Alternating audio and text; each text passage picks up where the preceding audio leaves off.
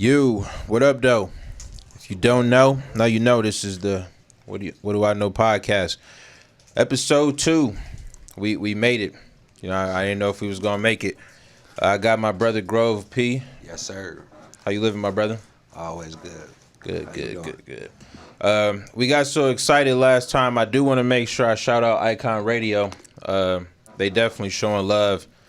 So if you are an artist, and you want to make sure your music gets played, we'll leave the credits at the bottom or, somewhere in the details to where you can get the information to make sure that you get in a rotation on one of the biggest internet radio, especially for hip hop out there. So shout out to Icon Radio.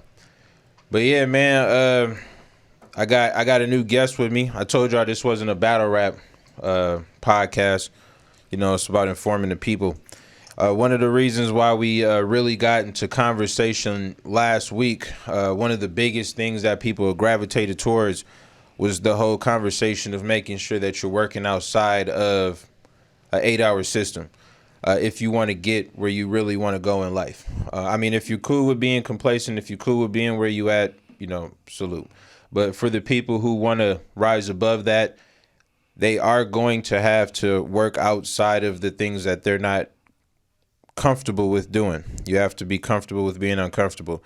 The guest that I got today, I would say as far as the people I know, because, I'm not just reaching out to superstars because we need to be able to relate to people that we can see on an everyday basis. And I used to work with this guy, man, and he always made a lot of money. When we worked with each other, we always got a lot of money. So I think the respect kind of started from there because we seen from a distance how he was just getting paper and not stepping on anybody's toes to do it. And from there, he's doing his thing at another job, but more importantly, he started his own storefront business in the CBD industry. So we're here to get some, CBD 101 from my man, Al, man. How's it going? Oh man, blessed, bro. Thanks for having me on the show. Appreciate it. Yeah. Glad to have you here. So, we want to talk really about this whole thing because, obviously there's different aspects to the conversation I want to talk to you about. The first thing that I kind of want to get into, because as I prefaced, you started a CBD storefront out in Mesa, Arizona, correct? Gilbert, we're right on the line. Right on the line. Okay. Yeah. So I guess the first question that I have is, obviously you had the wherewithal to get a storefront, and we are going to talk about that process because I think people need to know about that. But before we get into that, I guess I should wonder, I want to know, like, why CBD? Like what exactly about CBD made you think that it was worth investing into a storefront? Yeah, man, that's a really good question.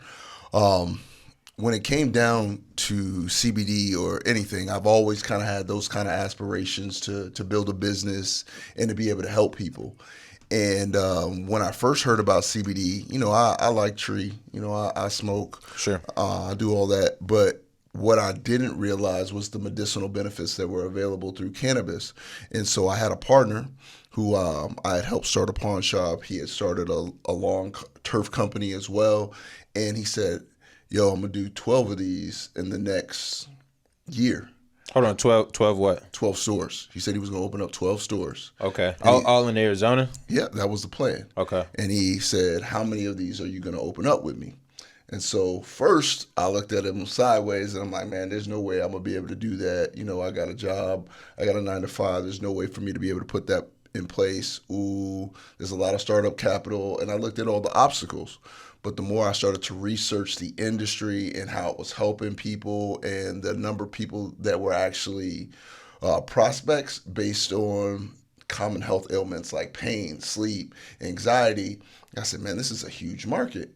And as I began to do more of the research, I started seeing stats over and over again that it was a $22 billion industry, at least predicted to be in 2022. Hold on. So I just want to make sure I have this correct. So are we talking the marijuana industry in terms of dispensaries, or are we talking specific CBD industry? Specifically to the CBD industry, It was predicted to be a $22 billion industry by 2022. It's a very important stat to know, folks. I didn't know that. Damn. Okay. So when you All look right. at the numbers like that, you're Yeah. like, okay, it was Yeah, almost yeah. a no brainer. Yeah. And having a partner who had done it before, who just didn't have the wherewithal to duplicate himself, it made it a no brainer for me to stick my hand in the ring, because I figured at the end of the day, if I was going to take my shot, I wanted to take my shot with someone that I knew had done it before, and that I was cool with. So Okay. that's what it was. Dope. So, all right. So explain to me the process. Like, so he brings the idea to you. He's looking to do 12 storefronts. So are you essentially franchising off of his brand, or are you doing your own thing from scratch? Yeah, so that's a really, really key point there, because we're about a year and a half into this now. And so in the beginning, I was franchising off of his brand. He had Okay. done all the legwork, he had gotten all the trademarks, he had set up most of the vendor relationships, but it was really important to me that I understood every aspect of that process. Sure. And so the only way for me to do that was really to get my hands dirty and really start to manage those relationships and kind of push him, not out per se, but just giving myself space to learn and grow, so that I wasn't going to be completely reliant on him or anyone else for that matter. So about a year in, I saw the business was growing. We were profitable. And then I realized that the money wasn't necessarily in the storefront, but it was in the products itself.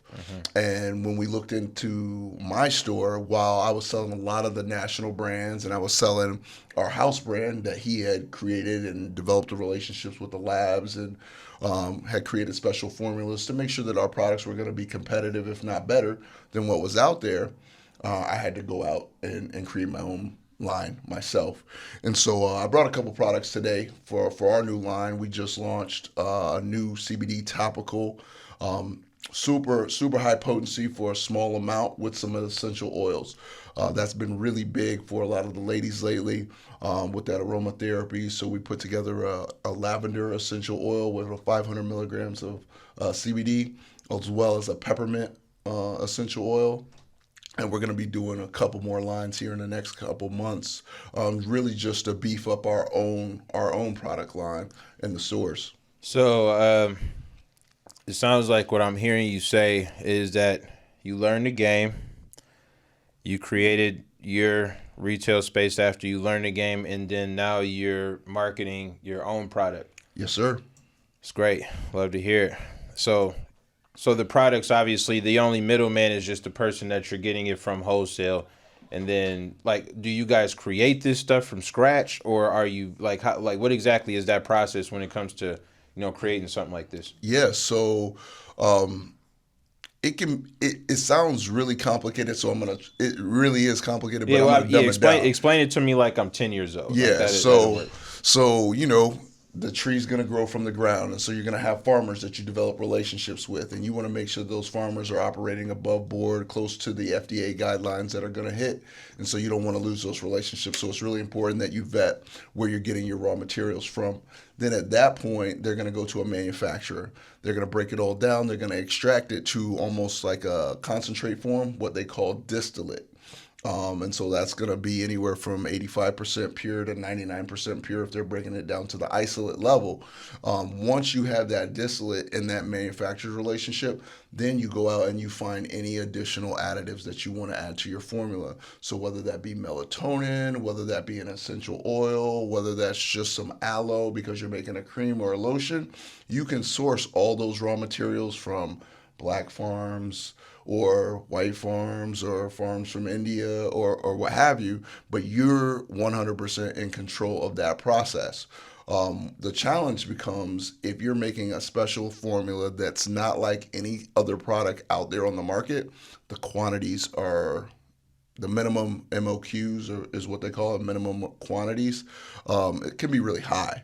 And so it's super cost prohibitive because you're going to have to buy 10,000 units at $3 a pop, and then you still got to get your labels, and then you got to get your trademarks, and you have to make sure your labels are tight based on the FDA guidelines or the nutritional supplement facts.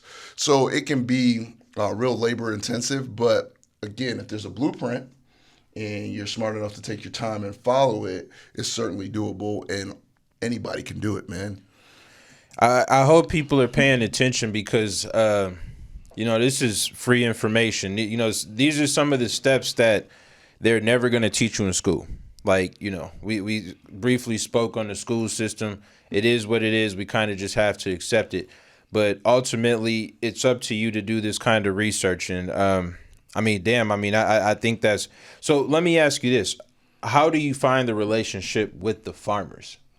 Like, are you just going out there just looking for the plug? Like how exactly? Like for real? Like, Yeah. because that's the plug shit. Yeah. Like, let's be clear, guys. Like, there's more than one way to trap. Like, it ain't just niggas don't gotta just sell dope on the block no more. If we can make CBD and make a bigger profit, then that's a pack. You know what I'm saying? So we looking for the plug. Yeah. So What's up with the plug? Yeah, so the plug is, again, just like anything else, is trial and error, man. So a lot of these farmers, there's actually a mass influx of farmers that went to cannabis as a crop, cash crop, Sure. or CBD or industrial hemp. And so there's a glutton of farmers, and not all farms are created equal. I've visited at least 15 farms here in Arizona, and Damn. in most of it, just really wasn't up to par with what you're going to find in Oregon, Northern Nevada, and that's where the majority of that's where I source the majority of my product for now. Just develop a partnership with these guys out in Alabama. Shout out to the Flowers Group out there. We are embarking on a 20-acre farm this year in the Black Belt of Arizona. So these are all black brothers. They've created a nonprofit to feed the people in that area. It's a very impoverished area. Last year we got an opportunity to go out there and actually talk to the people and really give them information that they would have never gotten or hadn't seen before. I was completely floored at the way these people were living, but that they have vast amounts of land that they may have been, their families may have been slaves on at one point or what have you. But out there talking to the farmers, talking to people who have land but don't have the skills, and us empowering them by giving them the genetics, teaching them how to farm the land, and then basically co-share cropping with them, with their land, their work, to create products that we were going to deem viable to continue to manufacture our own products for. So pretty exciting opportunity out there in the South right now, man. Really excited about it. That's fire. Like, that's fire, bro. Like, I ain't gonna lie to you. And that's, to me, that's what this show is. I want this to be about stuff like this, man, because the average person don't even know how to even get their foot into an industry like that.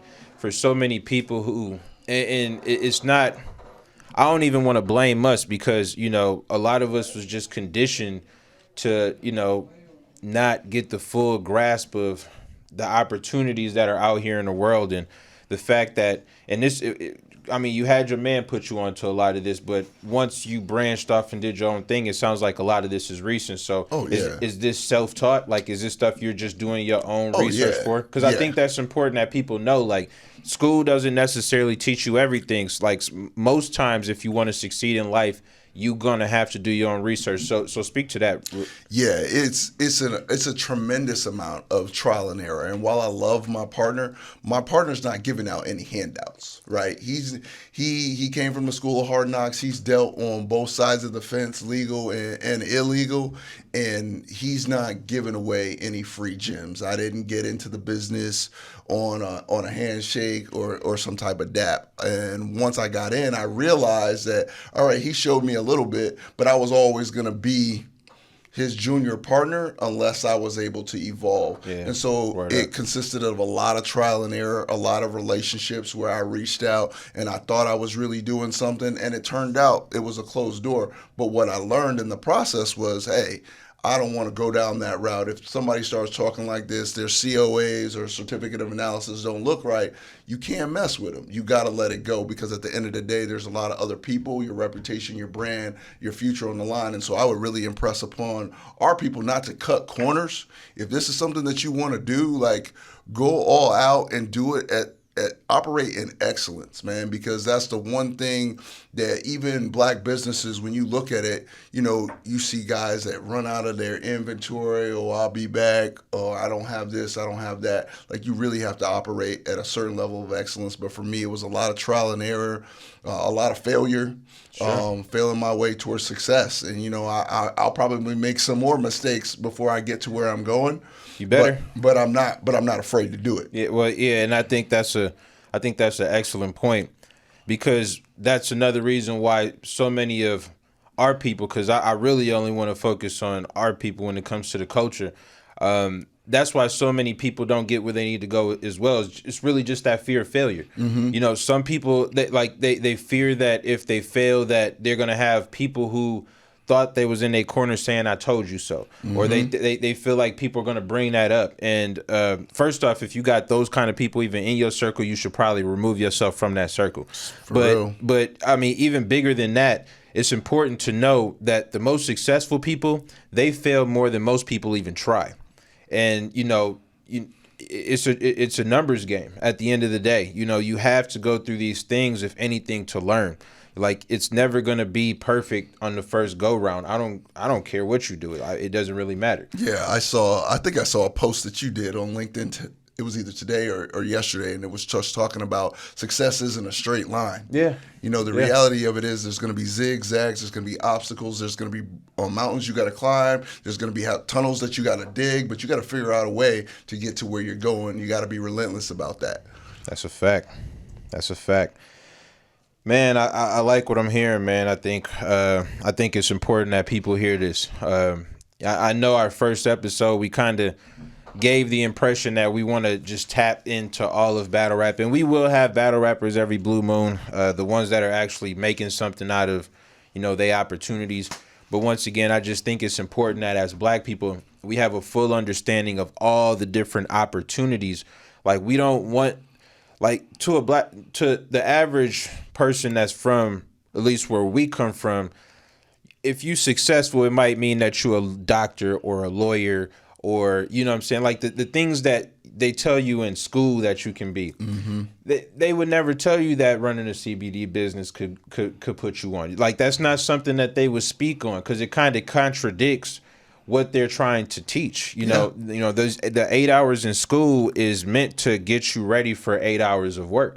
And that's why people be so stuck in that concept of, I can't do nothing because I'm working these 8 hours, because in their mindset, that's all it really takes for them to get the job done. Yeah. And that's another conversation that I wanted to really tap in with you about, because once again, you still got a job. Oh yeah. Yeah, you still got a job. So you doing all these things, you meeting all these farmers, and you making all these moves.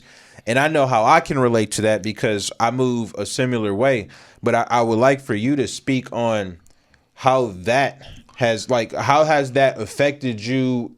Like what's that process? Because I mean, you got a family. You know what I'm saying? You got a wife, you got a kid, you got kids. Yep. You got a kid who just went to Arizona, yep. one of the top, college point guards in the country, and we'll talk about that in a second. But amongst all that, you got a 9-to-5 job. Yep. So speak to me about, how do you sleep? Man. 4 to 5 hours? Yep. Let's get it. Yep. You know it. Yep. I'm a 4 to 5 hour sleeper. That's about all I can get. And I start work early, man. It's a commission job, so it's a contact sport. Of course, I have a salary, benefits, and everything to take care of the family.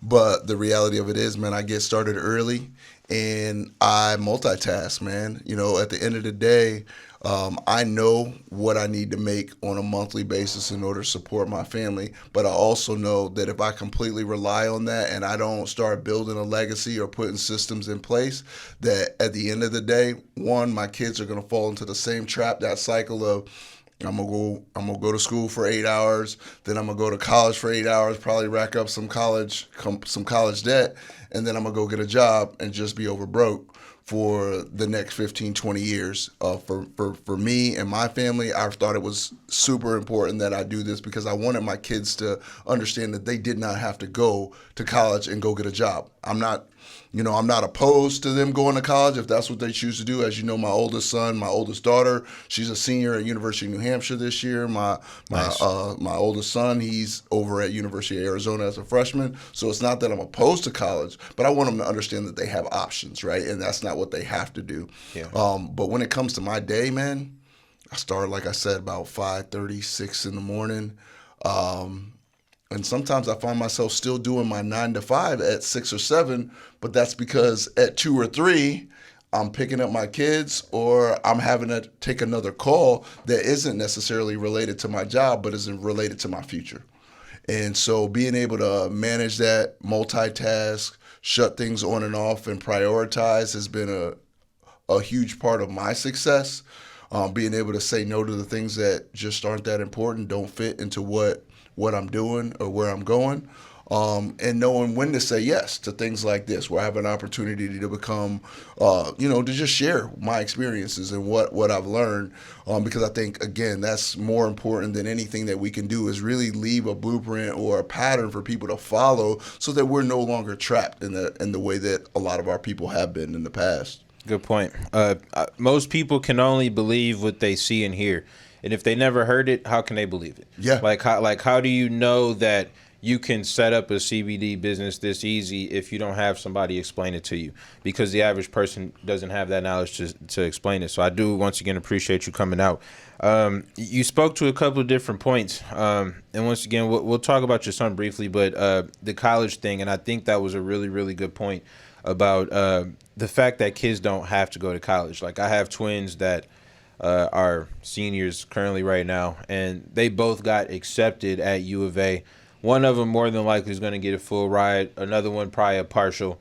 But I even stress to them, like, listen, man, like, the college business is a business. Like, it's important to know college business is a business. So it's going to work one or two ways. It's either you going to hustle it or it's going to hustle you. So true. Like, and at the end of the day, like, if you don't have a clear cut knowledge of exactly what you're getting out of college, if you're just doing it for that bullshit social experience, listen, if you 21, you're going to get a social experience regardless. Trust me. Just believe me on that. So you don't need college for that. So if you don't have a clear path on what you're going to college for, I'm going to be a doctor, I'm going to be a lawyer, I'm going to be something specific. If you're just going you think you're going to appease your parents, I mean, I would just suggest maybe not doing that. I mean, because, these schools are expensive. You could blink and end up owing $200,000 and just have a piece of paper on the wall to show for it. And somebody like me who, didn't get their diploma, I'll hustle you. I'm going to make more money than you, and that's just the reality of life. And, so it's just important, don't bat your eye at trade schools, young kids. Oh my gosh. Trade schools will, put you in positions to where you can make 100 the same way. Yep. Like, always just think about what the end result is. Like, so many people get stuck on, like, I hear my kids always talk about, well, a doctor pays $200,000. I should just go for that. I'm like, but do you want to, like, help people? Like, are you willing to go through that? Because in reality, if you got some hustle about you, you're gonna make 6 figures doing whatever you want to do. Like, yep. I make 6 figures, and it's based off the shit I want to do. Yeah. Like, it's not because I have to work a job because I owe $1,500 a month because of a diploma that really didn't even get me that far in life. So, I don't want to discourage people about college, but just have a clear path if you're not getting a full ride. If you're getting a full ride, milk it. Do what you want to do. Learn yourself. Get the experience. Why not? But if you know that you have to pay, just make sure it's a sound decision and don't do it to try to please your parents, because if that's what it takes, then you're probably never going to do it anyway. Just important to know. Yeah. And if I could piggyback off of one thing that you said there, I agree with you. Have a plan when you go there, but that plan needs to be beyond just your occupation. I believe that plan going in is the network, man, and that alumni, because if you decide to go to a school like University of Arizona or ASU, they have a network of individuals, and it's really important that you go in there with the mindset of knowing that these guys could be the future CEOs of companies that might just hire you on a dime, on a favor, because you went to that school and you were part of that network. And so I'm a firm believer in your network being your net worth, and those relationships opening doors for you and helping you get places. And so I really encourage people to think about how they treat people, think about the relationships that are coming into their lives and how they use them and what they're able to give back to those relationships so that they're valuable for them in the future. I agree. But yeah, just once again, just tapping in with your All-American son. If you don't know, he is the father of Dallin. Is it Dallin? Dalen. Dalen Terry. 6'7" point guard. So let me ask you, because you can Google him. He's got tons of Instagram followers, tons of highlights. He went to Hillcrest. Now, I did want to ask you, because I remember when Hillcrest first opened up, they had a lot of issues in terms of like academics. Yeah. Did they get that all figured out? Because I know it's been a process since Marvin Bagley was there like 4 or 5 years ago. Yeah. So they did. It was an issue with accreditation. They weren't recognized as a legal high school at the time. There were some questions on whether their credits were going to transfer. And so that was part of the reason why Marvin ended up going to Sierra Canyon out in California. Yeah. And so what Hillcrest has done, to their credit, is they partner with a local school called Sequoia Choice that does distance learning. And so all the kids that are coming in are now going to school online. Their day starts, it's a self-paced type of thing, so it starts when it starts. But for Dalen last year, it was, 8 o'clock. He'd get into class. He'd work from 8 to probably 10, and then he would get individual training there with the trainers. Then he'd go back to class for another 2 hours, and then they would have practice, yoga, stretching, whatever it was they were doing. But it was a great setup and a great opportunity for kids to really focus on the things that matter to them, because most of those kids have a trajectory of at least playing D1 basketball, if not potential pros. And so, it allowed them to focus more on the craft and the things that they were interested in, rather than keeping them caged up in a school for 8 hours. Right. And I think that, first off, for those who don't know, we talk about Hillcrest Academy. In terms of like high school basketball, it's probably top 4, maybe 5 in the country. In terms of names, they produced DeAndre Ayton, #1 pick in the draft a couple years ago. Marvin Bagley, what was he, the #2 pick in the draft? Yeah, 2 or 3. Yeah, Yep. I mean, and I know Ron Artest's son went there. A lot of really good players came out of that school, and it's still a baby in terms of schools. And I think McCour Maker that's going to Howard first. Yeah, he was there last year. Yep, that's right. I forgot. Thon Maker's little brother. Yep, that's right. And then they got. I think that's super dope that he's doing that. Come on, man. I think that's really dope. Yeah. And the Mikey Williams kid, the projected #1, he said he's going to like Hampton or something like that too. I think that's great, man. Like, these are universities too. Like, and I feel like us if you on that higher level, I feel like if you went to that school, you probably should do everything you can to try to put that school in the forefront. But salute to them kids, man. I think that's super, super dope. So yeah, man. Well, let me ask you this, because we know Nico Manning is going to the draft. Yeah. Because I know Dalen is a point guard. Yep. Like, he's a point guard. Yep. Is that why he went to Arizona? Like, he wouldn't have went there if Nico was staying. You know what? He may have. Him and Nico had played together in the past. And what happens is University of Arizona, they run like a 2-3 guard offense. And they were very upfront about how they were going to use him. I believe his natural position is a point guard. But, when you get to school, as playing ball, you're going to do whatever they need you to do, what's best for the team. Yeah. And so right now, in the last few scrimmages, Dalen's been playing the 1, the 2, the 3, and the 4, which is a huge blessing, because they got a lot of guards that they brought in from overseas that probably wouldn't have been there had Nico stayed. And it's going to give him opportunities to play on the floor, learning all the positions. And ultimately, that's what he wants, right? He wants playing time. And if he is able to do 15, 20 minutes a game and be somewhat productive, his plan is to leave. He's not trying to stay. and finish that out. And, you know, for all those people who are like, oh, stay in school, get your education, education will still be taken care of if he chooses to leave early. Yeah. Yeah, no, we don't. We not gonna play that game. I mean, we know how college moves, so we not gonna show no loyalty. Shout out to Arizona, but we know what's been going on the last couple. I mean, you don't gotta say nothing. Don't worry about it. You know what I'm saying? I know your kid go there, but I can say we know what's been going on over there. So I mean, it is what it is. But yeah, you know, shout out to the youngin. Grove, did you have any questions for? No, man, I'm just sitting back here and taking it all in. Yeah, man. You came with it, man. Yes, sir. Yes, sir. So, couple things, man. Let's see what's going on. I'm gonna go over this here in a minute. Oh, so what are y'all thoughts on? First off, salute to the Dodgers for winning the World Series. I didn't know it was that long since they won the World Series. Money, but salute to them guys. Yeah, they lost the last couple of years, so they was due to get this one. I was picking the wrong days, man. Yeah, Look, man, LA's on fire right now, man. Yeah, two back to backs. They did it for Kobe, man. You had to do it for Kobe, man. Yeah. Rest in peace, Kobe. So yeah, I did want to shout them out some love. What are y'all thoughts on? Well, first off, so obviously we got the election coming up. We touched on this earlier, but you know we about wrapping it up now. It's like we getting to that point now. I don't even want to ask who you voting for. We've already expressed how we felt about it.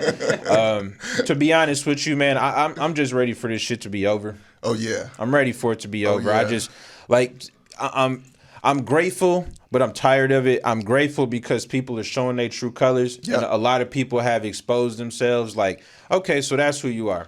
Good looking out. I appreciate that information because most information costs money. Yeah. So the fact that people can just freely let me know who they man, good looking out. Because we could have been doing business and I might have found out later. So good looking out. But ultimately, man, it just gets draining.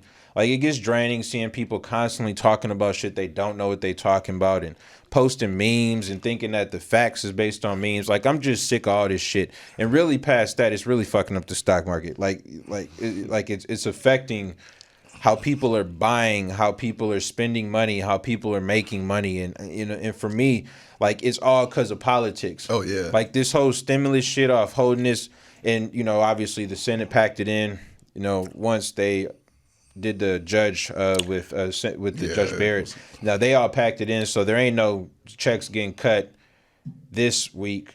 You know, they all trying to get reelected and all that. Right. Right. And you know, there's no telling when they're gonna actually get money, man. And I just think that I don't know, man. It's just crazy, man. But you know, some of these actors and athletes are publicly endorsing. Oh my goodness. I mean, first off, so I see obviously Wayne, and to me, I'm not that surprised that Wayne is endorsing Trump. I don't think anybody, and I posted this the other day. I don't think anybody should be surprised a millionaire is promoting somebody who is giving them lesser taxes, because you know people vote for what they vote for. Like, they don't vote for what a broke motherfucker vote for. So you may not like it, but you just got to understand it. Like that, you know, there's nothing personal about it. But so I see this article. I see Jay Cutler, like, so they got Brett Favre, Jay Cutler giving these national endorsements. I'm like, okay, like, I'm sorry, Jay Cutler. I don't think you had to convince anybody that you was voting for Trump. Right. Like, my nigga, you used to look racist as shit when you was up with the Bears. Right. Like, even Brett Favre, and I'm a Packers fan, you know what I'm saying? But did anybody, I mean, he's from Mississippi. I mean, did anybody think that Brett Favre was about to vote for Joe Biden? I mean, I didn't, you know what I'm saying? So it's like, the fact that they're even talking about this, like talking about 50 and like the fact that they're trying to relate it to the average human being. And that's my problem. It ain't so much about what the media do, because the media gonna do what they do. But and I talked about this last week, Grove, how the politics been empowering white people. And not empowering white people, because at the end of the day, they still run this country. You know what I'm saying? But when I say empowering, I mean, it feels like these people who would never even dream to say these things in my face are saying these things online. And they use things like, oh, well, 50.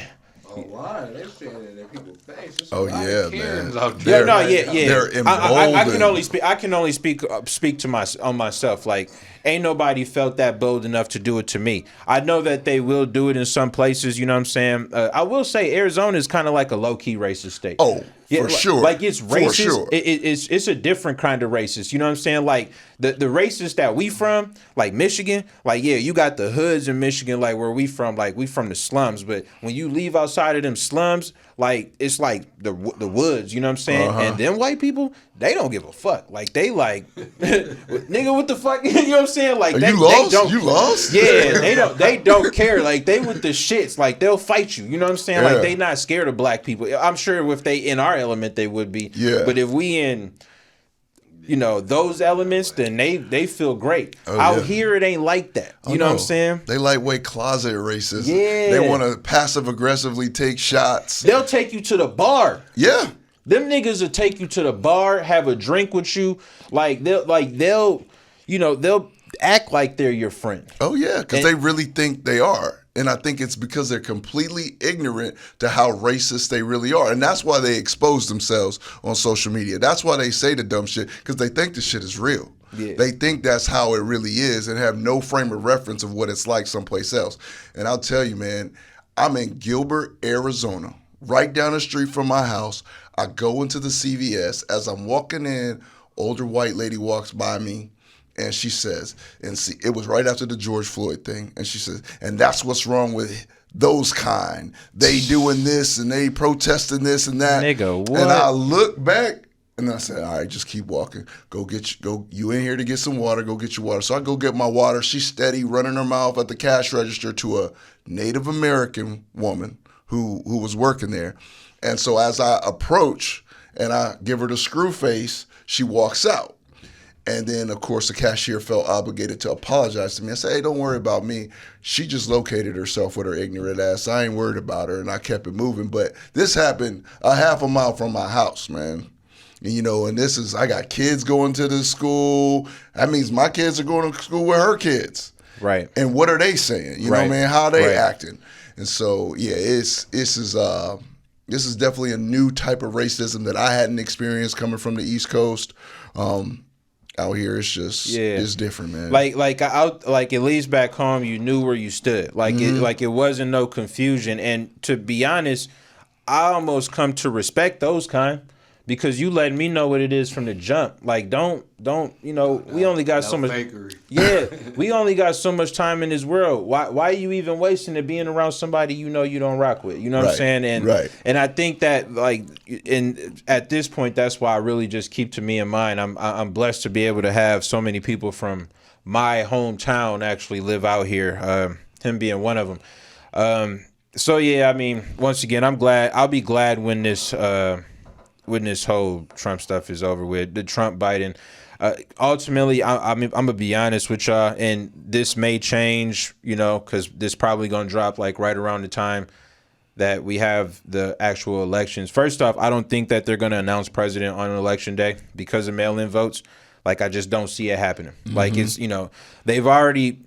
Trump has already laid that preface that it's gonna be a delay, and I think when it's all said and done, Trump is probably gonna get reelected. Ultimately, because I feel like at the end of the day, those white people, they ain't mailing shit in.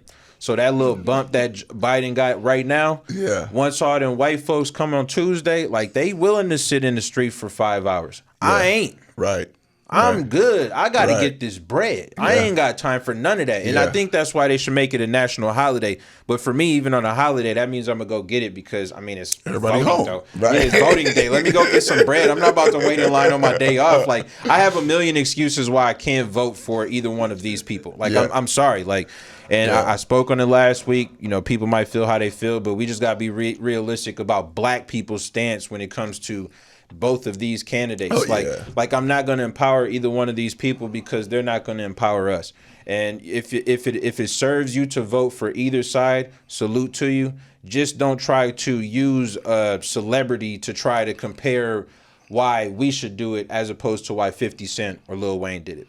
True story. That's pretty much it. So a couple other things. In terms of stocks, I mean, we'll talk about that here in a minute, but Are you in the stock market at all? You know what? I've been dibbling and dabbling. Just recently with the pandemic, that was one area of my portfolio that I've really been lacking in, and so I've been watching some of the things that you've been dropping. Right when the pandemic hit, I dropped a little bit of money in the airline industry. Right. And so I just been riding it out. I've been doing all right, but Yeah. I haven't been making any moves. Really, just kind of holding and seeing what happens from there. Smart. Airlines, obviously with COVID going on, a lot of people aren't traveling a lot. So, all the stocks is down across the board. I just seen an article, and I already knew this, but in Forbes today, they announced that this was the worst stock week since March. But there's a few different reasons for people that are wondering why the stocks are what they are. It's 3 reasons why the stocks are what they are right now. First one is, quite honestly, just the election. I mean, the uncertainty of knowing who the president is, that changes policies. So when we talk about Biden with his tax plan as opposed to the tax cuts that Trump gives, that makes a difference because that really it specifically goes towards these people who are running these billion-dollar companies. So that's one reason. The second reason is what we were just talking about, the fact that we probably won't know who the president is on Tuesday. Like, that's affecting the market because people are reluctant to invest because, once again, they don't know who the president's going to be. Right. So the fear of that is another reason. And then, obviously, the coronavirus, man. Like, until they come with a vaccine, which I ain't taking. You taking a vaccine? Hell no. Grove, you taking a vaccine? I ain't never took a flu. I took a few vaccines. Because I've never even took a flu vaccine. So good luck trying to put that in me. But, I mean, until that actually is released, the market's going to it's going to be what it is going to be at this point in time because there's always going to be fear that some of these businesses just might not make it. So I'm going to speak a little bit later as to what you should really look out for when it comes to investing in smaller stocks. We'll talk briefly on that. But one thing I will say is that this, as we spoke last time, with all this stuff going on, there is opportunities to take advantage of stocks because all these things are low because of these situations. So if you do have some extra money, invest into things like Apple, invest into things like, airline stocks. I got a ton of stocks in United, Delta. Those are great stocks to have because ultimately once things clear up, people are going to travel more than ever. And when they travel, that means, more people are going to invest into traveling. So yeah, that's important. So now one other thing I just wanted to tap into, and it kind of pissed me off. I ain't gonna lie to you. We briefly spoke about this before recording. I really can't believe that I'm even seeing this shit. Like the fact that the nerve. So I'm just gonna read this. This came from CBS News today, Friday the 30th. Louisville police officer. The Louisville police officers that Killed, murdered Breonna Taylor. So the one of the officers, Mattingly, now let me ask you, was Mattingly the one who actually killed Breonna Taylor? I believe so. That makes this so much more worse. All right, so Mattingly. The headline is Louisville police officer sues Kenneth Walker, boyfriend of Breonna Taylor, for emotional distress, assault, and battery. Come on, man. You got to be fucking shitting me. Like, that's like, you got to be like, fam. Yo. All right, so let me just read a little more. An officer involved in the fatal shooting of Breonna Taylor has filed a civil suit against the 26-year-old's boyfriend for emotional distress.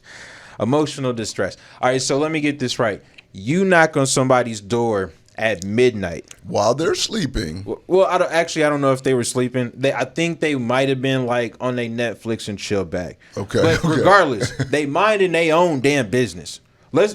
All right, so let's just get into it. I don't want to get too deep into it, but first and foremost, we all clear that the Attorney General in Kentucky covered this shit up. Like they offered it was a warrant for somebody who got arrested 10 miles away, and they were still issuing the same warrant at a different person's house, even though the person that they had the warrant for was already arrested.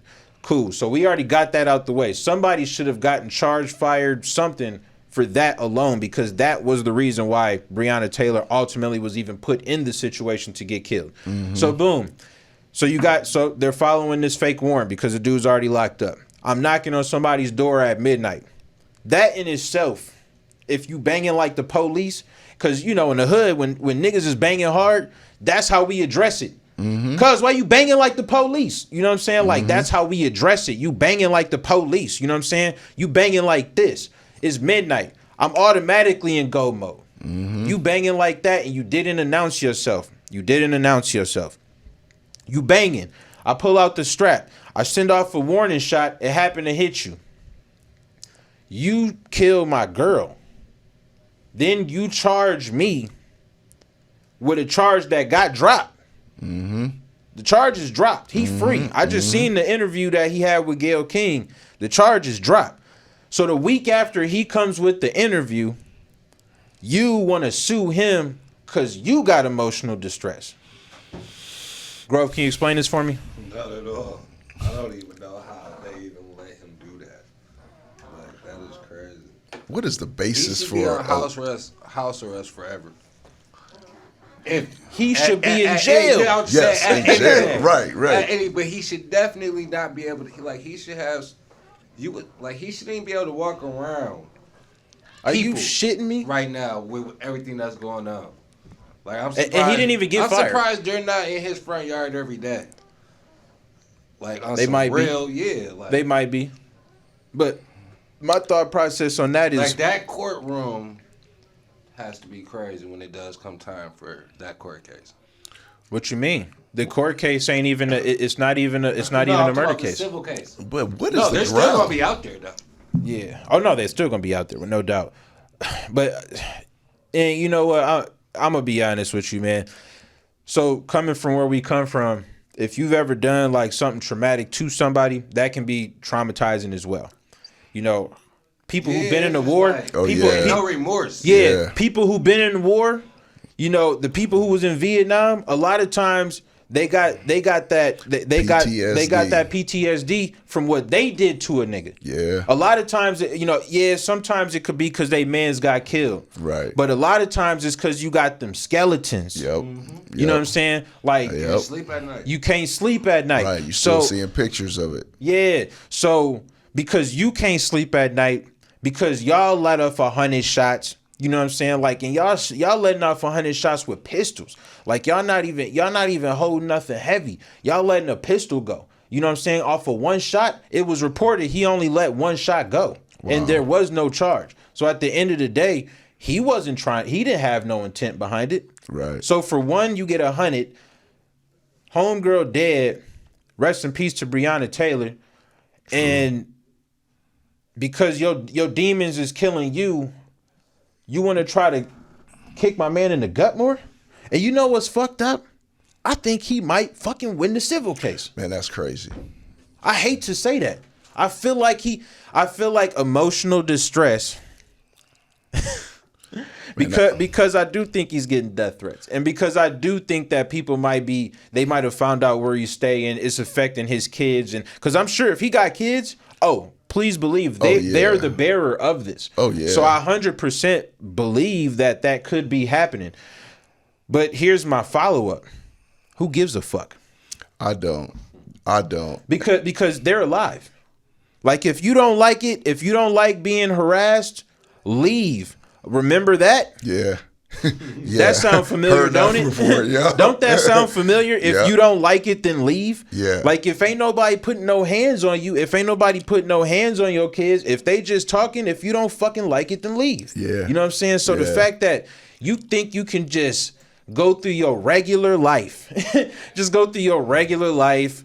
Right. Nobody supposed to say nothing to you no more. And then it's just like, how are you suing him? Well, how is he the reason for your? You know because I think, and I didn't read I read the whole article, but I think a lot of it had to do with the fact that he got shot, because he's suing him not just for emotional distress, but he's suing him for assault and battery.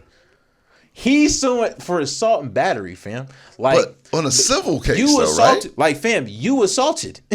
Like, you were the assailant. Like, Yes. you assailed. You showed up. You showed up at the crib. And you weren't supposed to be there. Mind you, in the state of Kentucky, like, this is the reason why the case was dropped. In the state of Kentucky, Kenneth Taylor was covering all the legal requirements. He was good. The banger was in his name.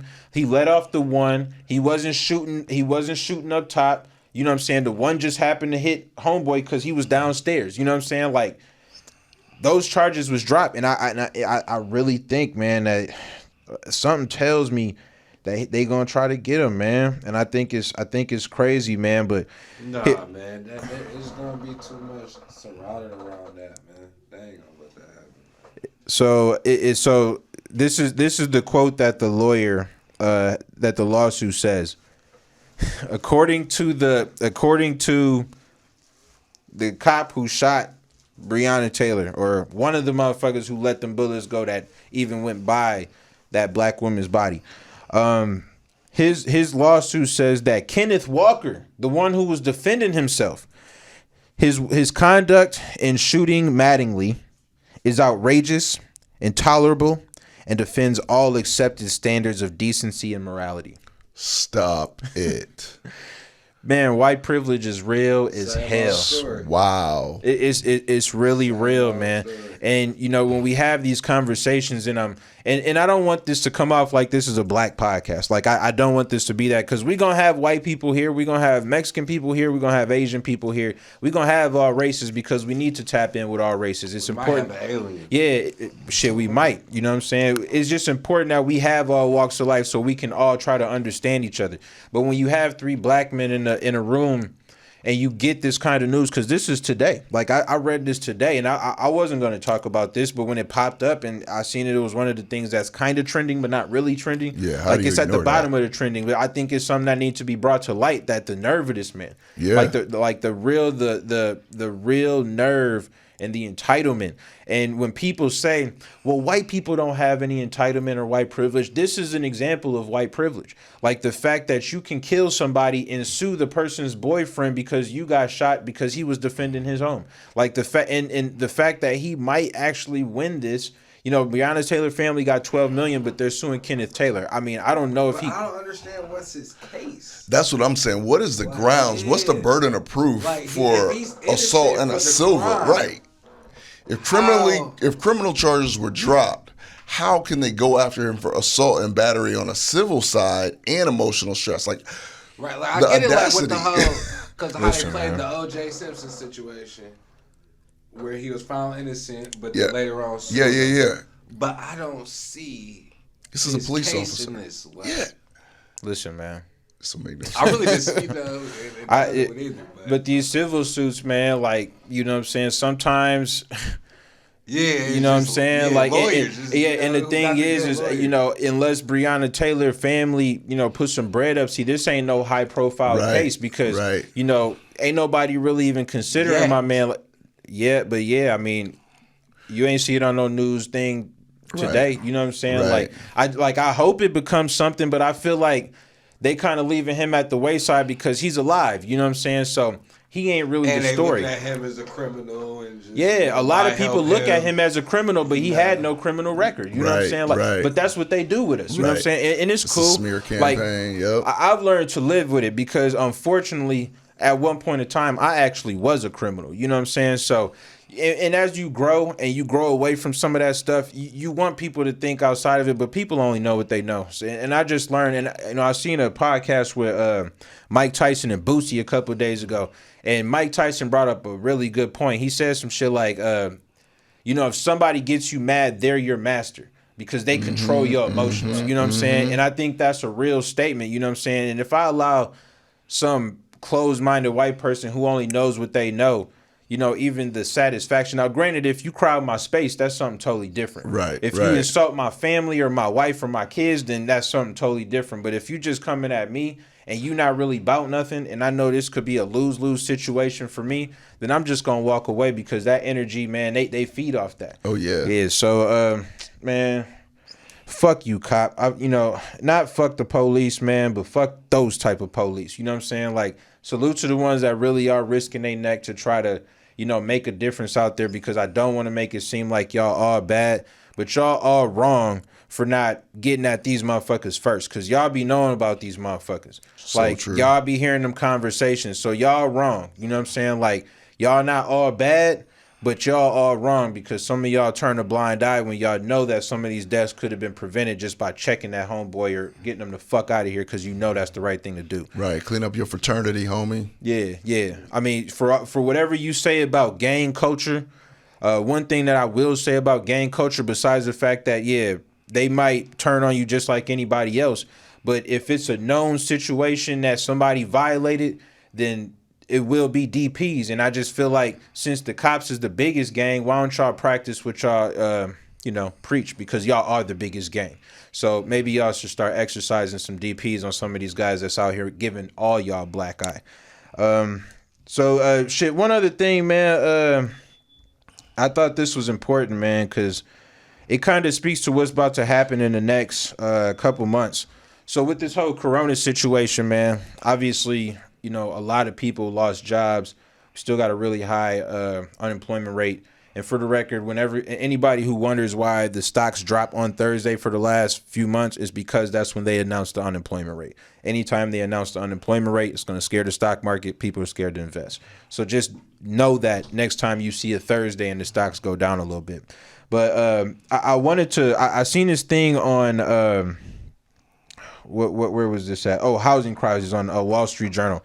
It talks about how in the next couple of months, because some of these people who got laid off because of the corona, the stimulus package last time, people had the ability to miss monthly payments on their rent. Yeah. You know what I'm saying? Yeah. And see, what people are not really paying heed to is that those payments ain't just going away. No, I've seen someone actually get put out. No, it started. Who thought it was sweet? Yeah, no. They thinking it's sweet. You know what I'm saying? Now, granted, if you own a home, if you have a mortgage, they had the default payments where you could push your payments back a month, and they basically push those payments to the end of your thing. Same thing with cars, because I did that with mine. Like, I can get 4 months where I ain't got to make no car payments. Right. Oh, push that shit back. You know what I'm saying? Right, like, I'm trying to stack this bread. You know what I'm saying? So, like, they had those, but renting is different.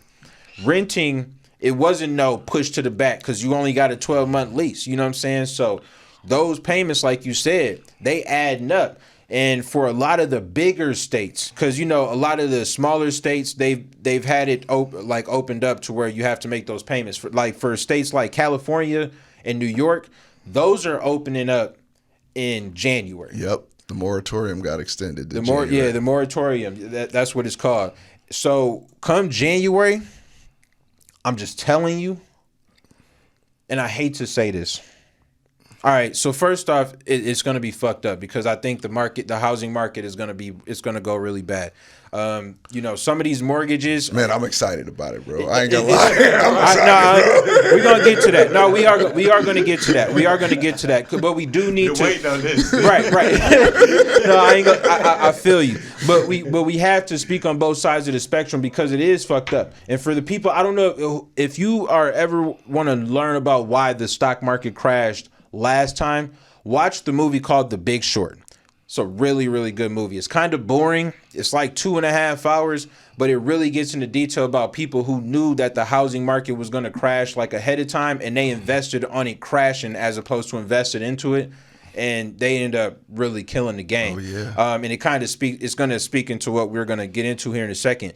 But it is fucked up, because these are major areas. You know what I'm saying? I have family in New York, and I have a lot of people that live in California, especially the Bay, because the Bay is really where, in terms of housing market, the most expensive housing market in the United States is the Bay Area. Oh, yeah.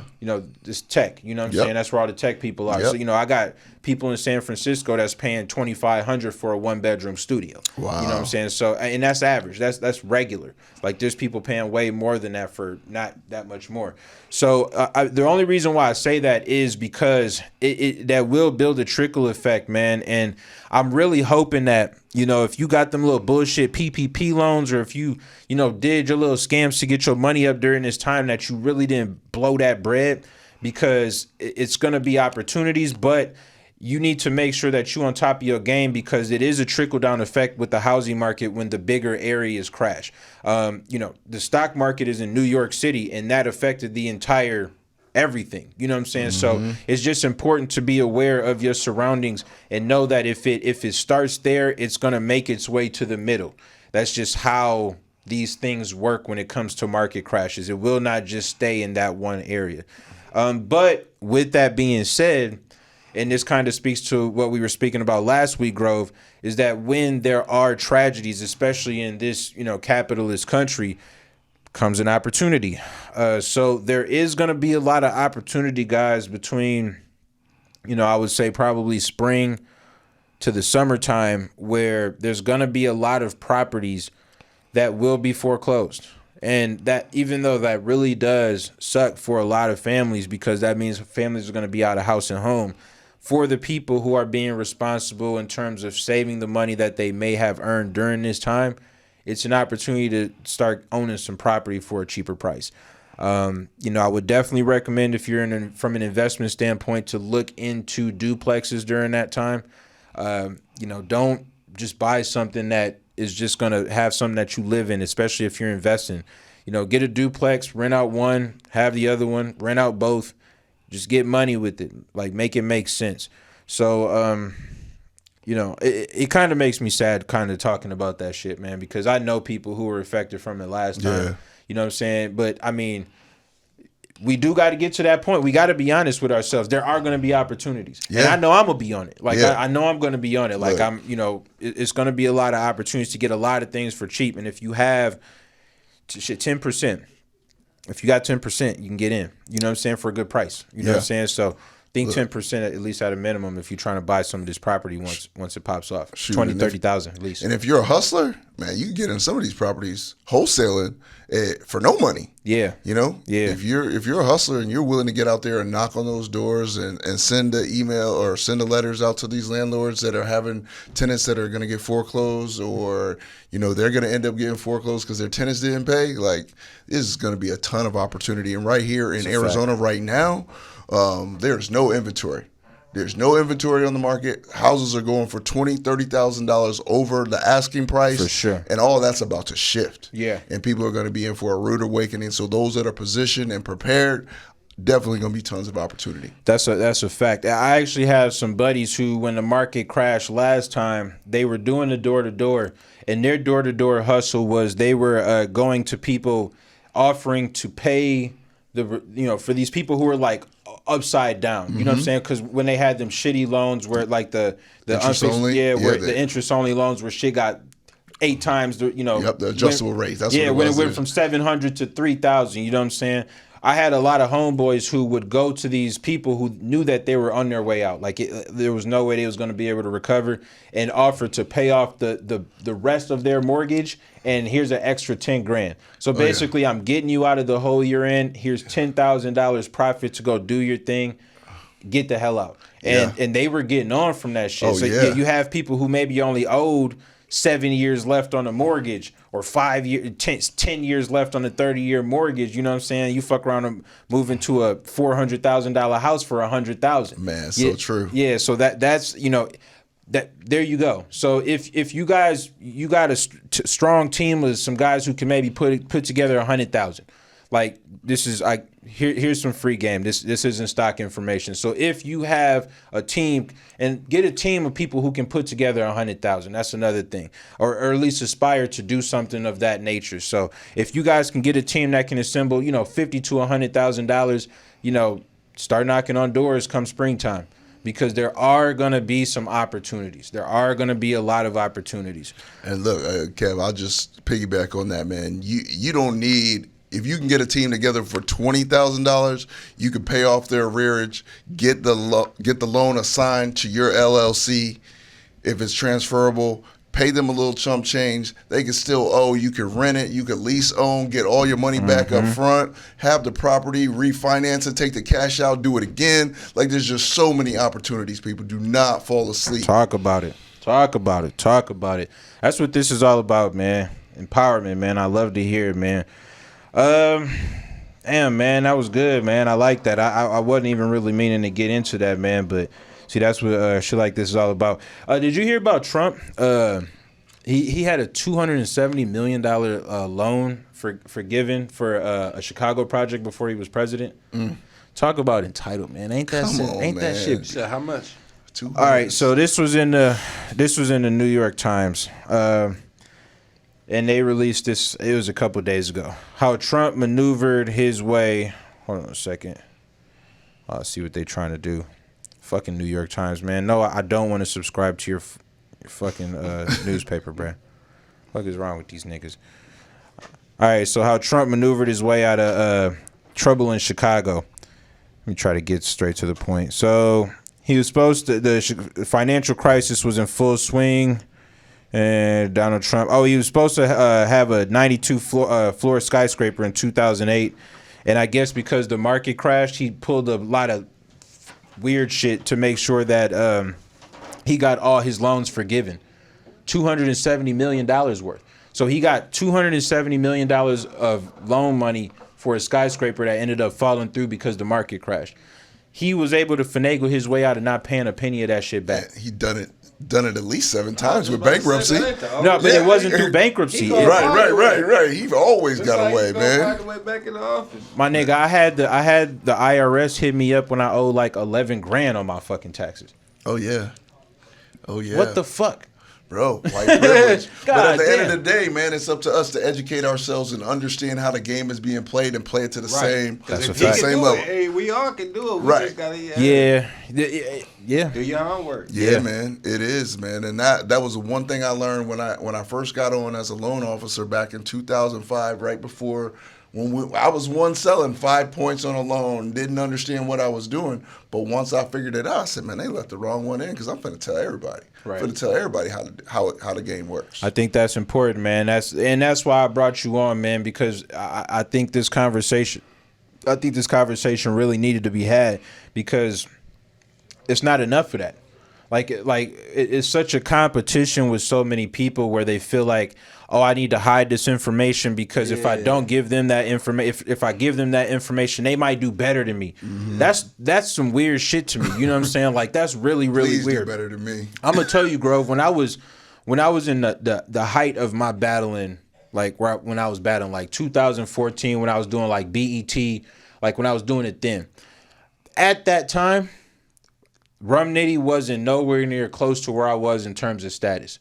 But at that time, I was still telling niggas he was the best in the world. You know what I'm saying? Like the shit that niggas seeing him right now in terms of him being, I was seeing it then. You know what I'm saying? Like, so I was giving him all the information I was getting as soon as I was getting it. Like, oh, bro, well, when you go to New York, deal with this person or don't fuck with that person. He fake as hell. You know what I'm saying? Like, I'm not about to let my niggas go through that trial and tribulation. Like, it's one thing going through the school of hard knocks because you need to learn certain things. But if your homie, like if that's your man's, if he has certain pieces of information that can help you grow as a human being, and he's holding out on that, that is not your man. Right. Come on, man. That is not your. Say that again. Say that again, man. They might give you half the game to make you think. You know what I'm saying? It's love, but. Fam, that's some weird. Like that, bro. That's some weird shit, bro. Like I would never understand that. Like, why would you only give me part of the game? Come on, as man. a team, like the only way that a team stays strong is that everybody's getting to it. You know what I'm saying? Like, if one nigga is doing all of it, if he fall off, then it's all bad for the whole squad. And then resentment is built up because you didn't put that, because that one person didn't put you on when you had that money. So once I fall off, ain't nobody trying to help him out. Right. You know what I'm saying? Because you wasn't bringing your brothers up at that time. So that builds resentment. Nah, man. And you don't have to, it's just to, give a man a fish, teach him how to fish. You know what I'm saying? So true, teach the man, just teach the man how to fish. And we all grown-ass men and grown-ass adults. Let's say grown-ass adults because women get the same game. We all grown-ass adults.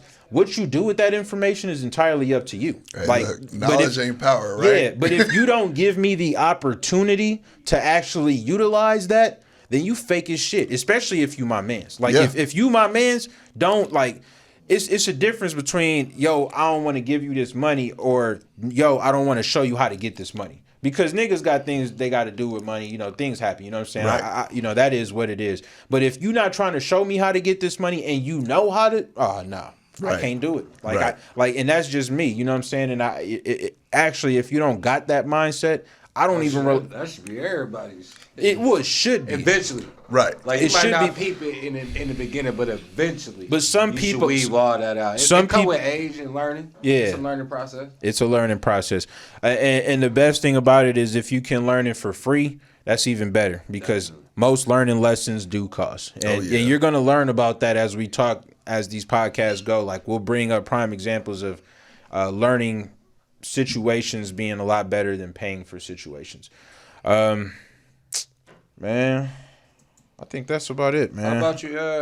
Tell us about the products you got over here. Oh yeah. What you got? What'd you bring? Okay, so you challenged me to bring. Is this your stuff? This right here. This is ours. This is ours right here. This is the natural hemp. So 10 milliliter bottle, 500 milligrams of CO2 extracted CBD here. And with the little metal ball, just apply it to your temples, your lymph nodes, wherever you're feeling pain. Okay. Real good product for stress, headaches, things like that. Got the essential oils. This one I brought in honor of the pandemic. Okay. Inhalation is probably the easiest way to get the CBD into your body. You're going to start to experience the effects of it quickest, but a lot of people have an aversion to the disposable pens or smoking it, so we give them the inhaler. Getting that CBD into your lungs can also help. I can't say that it cures or prevents any diseases, but it has a lot of antibacterial, antiviral properties, which could help during the COVID season. Okay. So we sell quite a bit of those. How much does that cost? This one right here is I want to say $79.99. How long is that lasting? So there's going to be 300 meter doses in there. So it depends on how often you're taking it. A lot of people are taking it for anxiety that they can sense coming on ahead of time. This one actually has an immunity blend in it, so it's going to have some green tea in there to kind of build up some of those immunities in your lungs. And then we've got this CBD water, which my mind was blown, man. 98% of our body's made out of water. That CBD water. Oh, yeah. And is this yours? Yep, this is ours as well. Fire. Yep. So all the products, you can go to naturalhempstore.net. You can check out our website. We got the local store here in Gilbert, Arizona, off of Baseline and Val Vista. So if you're in the area, please come check us out, support the business. But yeah, these are all ours, man, and we're gonna keep growing. We're gonna our goal is to have at least 50 products in our own line, in our own stores here by the end of the year. Or, no, I'm sorry, this year? In the next year. Okay, I was about to be like, damn. Yeah, I know. I wish. This nigga moving. Yeah, no, all right, shit, that's year. love. Yeah. Fire, bro. I love it, bro. I love it. I mean, just to, I've been to the store. It's a great store. I mean, you guys you're doing good, man. I love to see it, man. I appreciate you coming out, man. Man, thank you so much. So before I go ahead and let y'all go, I just wanted to briefly give y'all some intel in terms of stocks one last time. I didn't want to go too deep into specific stocks. Obviously, as I told you before, at this point in time, airline stocks, Apple stocks, pretty much everything right now is a good lick. I mean, if we're being honest, because of those three reasons why everything is down. Everything is down. Capitalize if you got it. Once again, because of the tax breaks, make sure if you're investing in stocks, make sure you invest in for at least a year, unless you're getting into the day trading business. And if you don't know what day trading is, that means you shouldn't be a part of it. So until you actually know what that is, and we'll talk more about day trading as we go, but if you don't know what that is, if you don't have the time to do it or even learn it, then stick to just stocks that you won't touch for at least a year. I did want to talk briefly about smaller stocks because I know a lot of people were big into stocks like, say, Hertz, because, they went bankrupt not too long ago. If you ever have a question in terms of how an actual company is doing before you actually get a stock, because a lot of times people will be like, well, I'll get a cheap stock unless you're day trading. Once again, if you're day trading and you're getting penny stocks and you know how to get in, get out real quick, that's a totally different story. But for the people who are just buying stocks and walking away, not looking at the screen, and you just check it every blue moon, make sure you're doing research on these cheap ass stocks, because these cheap ass stocks are cheap ass stocks for a reason. Come on. You know, most times it's because the value of the company is pretty faulty. And with this COVID situation going on right now, it's important that you have all the information there is to know about the company that you're investing in, regardless of the stock. So if you ever want to know what the annual report is for these particular companies, I don't care what it is. If it's a publicly traded company, you can go to the website, you scroll down to the very bottom. Every single publicly traded company pretty much has to show their annual report, because they want to showcase to future stockholders how they did that particular year. So if you have time and if you care about your money, do research on these stocks if you're not sure about them. If they seem faulty, if their ratings don't look that good, check to see what their profit was this year or the last quarter. These are things that all you have to do is go to the website. If you're looking to get stock in American Airlines, all you got to do is go to AmericanAirlines.com, scroll down to the very bottom. There is information in terms of annual reporting, investor information. They provide this stuff so you have a comfort level to stick around. So make sure you guys are using it. Don't just buy stocks, because that's really what's fucked up about the market. People just buying stocks, not really knowing what they're doing. And as soon as they get scared, they pull money out and they put it in other stuff. Know what you're investing in. Do your research. It doesn't take a long time to do this research. You know, we all have the internet. Take 5 minutes to Google, go to the website, check the numbers. Just know what you're doing. And if you don't want to know what you're doing, invest into something else. Dropping gems, y'all. Yeah, invest into something else. There's other things to invest in, and we'll talk about other things that we can invest in too.